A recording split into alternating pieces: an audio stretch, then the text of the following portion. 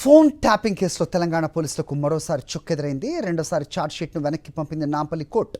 Material evidence submit చేయకపోవడంతో charge sheet వెనక్కి పంపింది. ఫోన్ ట్యాపింగ్ కేసులో భుజంగరావు, తిరుపతన్న బెయిల్ పిటిషన్ వేశారు. 90 రోజులు గడిచినా ఛార్జ్షీట్ వేయకపోవడంతో మ్యాండేటరీ బెయిల్ మంజూరు చేయాలని పిటిషన్ దాఖలు చేశారు. ఇద్దరి బెయిల్ పిటిషన్లపై ఇవాళ కోర్టులో వాదనలు జరగనున్నాయి.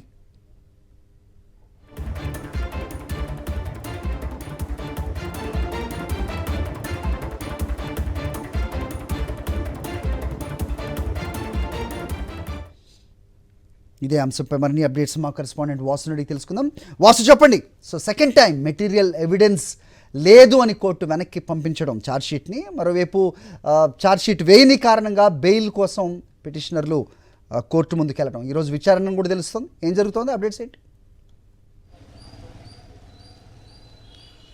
సరే, తెలంగాణ రాష్ట్ర వ్యాప్తంగా సంచలనం రేపుతున్నటువంటి ఫోన్ ట్యాపింగ్ కేసులో ఒక కీలక పరిణామాలని చెప్పాలి. నాంపల్లి కోర్టులో ఇప్పటివరకు పోలీసులు 2 సార్లు ఛార్జ్షీట్ ఫైల్ చేశారు. కానీ కోర్టు ఎక్కడ కూడా సైంటిఫిక్ ఎవిడెన్స్ కానీ ఫిజికల్ ఎవిడెన్స్ కానీ ఏమీ లేకుండానే ఛార్జ్షీట్ ఫైల్ చేస్తున్న నేపథ్యంలో కూడా ఛార్జ్షీట్ని వెనక్కి పంపుతున్న నేపథ్యం ఇది 2వసారి జరిగింది.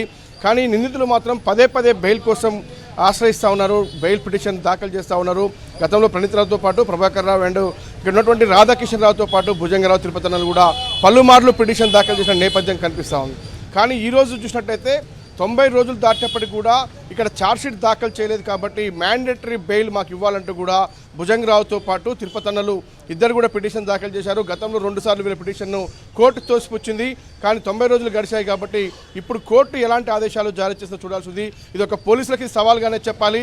ఎందుకంటే రాష్ట్ర ప్రభుత్వం ప్రతిష్టాత్మకంగా తీసుకొని దర్యాప్తు చేస్తున్న ఈ కేసు సంబంధించి, ఎందుకంటే ఎన్నికల్లో ముడిపడి ఉన్నాయి, దీంట్లో అనేక రకాల ఆరోపణలు వినిపిస్తున్న నేపథ్యంలో కూడా, ఎందుకంటే ఫోన్ ట్యాపింగ్ కేసుకు సంబంధించి కూడా కీలక రాజకీయ నేతలతో పాటు ఒక ఐజీ స్థాయి అధికారులు కూడా నిందితులుగా ఉన్నటువంటి నేపథ్యంలో కూడా పోలీసులు మాత్రం సరైన ఎవిడెన్స్ చూపలేకపోతా ఉన్నారనే అంశాన్ని కోర్టు ప్రస్తావిస్తూ 2 సార్లు ఛార్జ్షీట్ వెనుకబడిన నేపథ్యంలో కేసు నిలుస్తుందా లేదా అన్న ఒక ఉత్కంఠ. ఇప్పటికే మనం చూసాం, కొన్ని హార్డ్ డిస్కులు స్వాధీనం చేసుకున్నారు. కీలక విషయాలకు సంబంధించి కూడా ఫోరెన్సిక్ ల్యాబ్ నుంచి మాకు సైంటిఫిక్ ఎవిడెన్స్ రావాల్సి ఉందని పోలీసులు చెప్తా ఉన్నారు. కానీ ఛార్జ్షీట్ దాఖలు చేసే సమయంలో మాత్రం అలాంటివి ఫిజికల్గా ఇవ్వలేకపోయిన నేపథ్యంలో కూడా ఛార్జ్షీట్ వెనక్కి పంపింది. మరి ఈరోజు తిరుపతన్న భుజంగరావుల బెయిల్ పిటిషన్ కూడా ఇదే పాయింట్ మీద ఆర్గ్యుమెంట్ చేసే అవకాశం ఉంది. 90 రోజులు గడుస్తున్నా కానీ ఈ కేసులో ఛార్జ్షీట్ దాఖలు చేయలేదు. దానికి తగ్గ ఆధారాలు, మేము నేరం చేశామనడానికి పోలీసుల దగ్గర ఎలాంటి ఆధారాలు ఉన్నాయనే అంశానికి సంబంధించి ఈరోజు కీలక వాదనలు జరిగే అవకాశం ఉంది. మరి ఈరోజు వాదనలో పోలీసులు ఏం చెప్తారు, ఛార్జ్షీట్ వెనక్కి పంపుతున్న నేపథ్యంలో కూడా ఏం జరగబోతుంది, ఈ కేసులో కొంత ఉత్కంఠ అయితే కొనసాగుతుంది. నాంపల్లి కోర్టులో మరి కాసేపట్లో ఈ 2 బెయిల్ పిటిషన్లపైన వాదనలు ప్రారంభం కాబోతా ఉన్నాయి. బెయిల్ ఇస్తుందా, రిజెక్ట్ చేస్తుందా చూడాల్సి ఉంది. సరే, రైట్. అంటే గతంలో ఇలాంటి సంఘటన చూసామంటే ఛార్జ్షీట్ని వాపస్ పంపించడం పోలీస్ డిపార్ట్మెంట్కి ఖచ్చితంగా ఇది ఛాలెంజ్ అని తెలుస్తున్న నేపథ్యం కూడా ప్రస్తుతం మనకు కనిపిస్తోంది. సో ఎలా ఉందంటే ఏదైనా డైల్యూట్ అయ్యే అవకాశం ఉందా?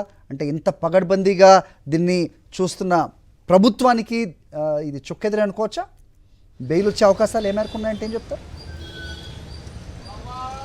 ఖచ్చితంగా కూడా, అంటే న్యాయ నిపుణులకు సంబంధించి కూడా వీళ్ళ నిందితుల తరపు ఎవరైతే లాయర్లు ఉన్నారో వాళ్ళు చాలా ధీమాగా చెప్తా ఉన్నారు. 90 రోజుల ఛార్జ్షీట్ ఫైల్ చేయలేదు కాబట్టి ఈ కేసు ప్రతిష్టాత్మకంగా ప్రభుత్వం భావిస్తున్న నేపథ్యంలో కూడా పోలీసులు ఎవిడెన్స్ ఎందుకు సేకరించలేకపోయారు? ఎందుకంటే హార్డ్ డిస్కుల్లో ఉన్నటువంటి 17 హార్డ్ డిస్కులను కట్టర్తో కట్ చేసిన ప్రణీత్రావు, ఆ తర్వాత వాటిని మూసీలో పడవేసిన నేపథ్యానికి సంబంధించి కొన్ని కీలక ఏదైతే కీలక చాటింగ్లకు సంబంధించినటువంటి ఆధారాలు కావచ్చు, ఫోన్లు ఏదైతే ట్యాప్ చేశారో దాదాపు 1200 మంది ఫోన్లు ట్యాప్ చేశారు ఎలక్షన్ల నేపథ్యంలో. ప్రతిపక్ష నేతలకు సంబంధించినటువంటి అనేక ఆరోపణలతో పాటు వాళ్ళ యొక్క రిమాండ్ రిపోర్ట్తో పాటు అనేక సందర్భాల్లో కూడా కోర్టులో వాళ్ళు రిమాండ్ రిపోర్ట్లో కూడా చాలా అంశాలు లేవనెత్తారు. కానీ దానికి తగిన ఆధారాలను చూపలేకపోతున్నారు అనేది కోర్టు ఛార్జ్షీట్ ఫైల్ చేసిన నేపథ్యంలో సీడీల రూపంలో లేదంటే ఇంకేదైనా హార్డ్ డిస్క్ల రూపంలో ఖచ్చితంగా కూడా కొన్ని ఆధారాలు ఇవ్వాల్సి ఉంటుంది.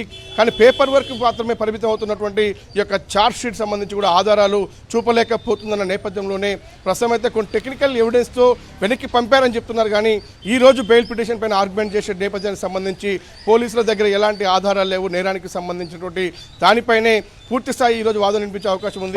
ఎందుకంటే ఒక కేసులో 90 రోజుల్లో ఛార్జ్షీట్ దాఖలు చేయాలనేటువంటి మ్యాండేటరీ ఉంది. కానీ 90 రోజుల ఛార్జ్షీట్ దాఖలు చేసిన కోర్టు రిజెక్ట్ చేస్తున్న నేపథ్యంలో కూడా అదే అంశాన్ని ప్రస్తావిస్తూ ఈరోజు బెయిల్ మంజూరు చేయాలని కోరే అవకాశం ఉంది. దానిపైన కోర్టు ఎలా స్పందిస్తుందో చూడాల్సి ఉంది. Right, Vasu, thanks for the inputs.